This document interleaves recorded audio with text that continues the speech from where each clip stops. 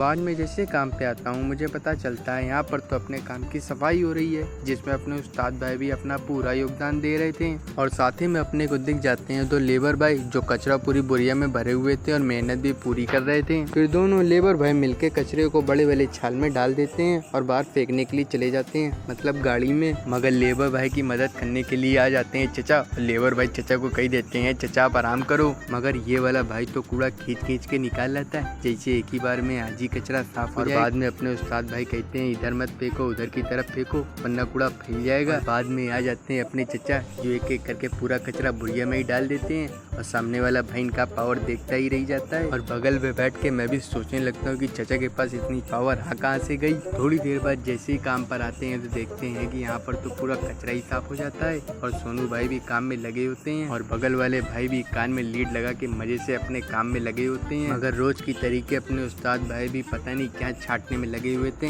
काफी देर छाटने के बाद भी पता ही नहीं चलता है कि छाट क्या रहे थे। मगर अपने भाई तो कही देते हैं तुम जाके बोतल में पानी भर लो, फिर मैं चला जाता हूँ पानी भरने के लिए ये बड़े वाले फिल्टर में। जैसे ही पानी दे के वापिस आ जाते हैं फिर अपने को दिख जाते हैं एसी वाले भाई। लेकिन ये लोग करने में क्या लगे हुए थे, बाद में पता चला ये तो एसी ठीक करने वाले हैं। मैं भी पता नहीं क्या क्या सोचने लगता हूँ। जैसे ही 4 बज जाता है फिर अपने भाई देते हैं अपने को 20 रुपए और कहते हैं जाके साइकिल की चैन ठीक करा लो।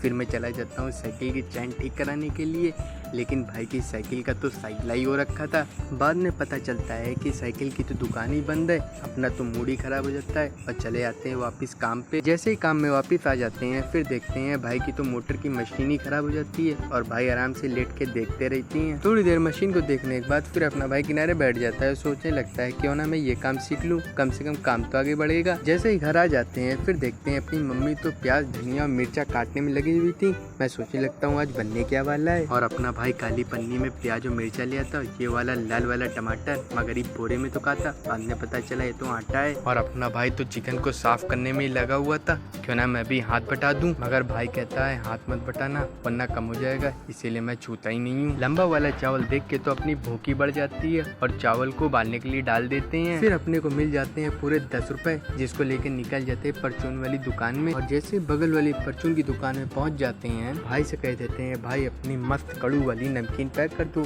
जिसमें अपना भाई नमकीन तोड़ने लगता है।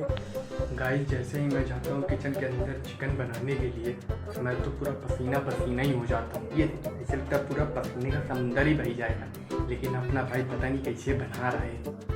दोस्तों जब तक चिकन बन रहा है तो क्यों ना तब तक नमकीन खा ली जाए। ये देखिए मैं नमकीन भी ले आया हूँ, ये आ गई मेरी 10 रुपए की नमकीन, वो भी पूरी इतनी सी। और जैसे मैं नमकीन खाने लगता हूँ फिर आ जाती है अपनी मम्मी, जिनको आधी दाल मोड़ दे देता हूँ और मैं भी पूरी सफा चट कर जाता हूँ। नमकीन खाने के बाद जैसे किचन के अंदर जाते हैं फिर देखते हैं यहाँ पर तो अपनी बिरयानी बनके तैयार हो जाती है। मम्मी से कहता हूँ मैं तो कढ़ैया में खाऊंगा, मम्मी कहती कढ़ैया में नहीं तुम तो बाल्टी में खाओ। तब तक के लिए बाय बाय।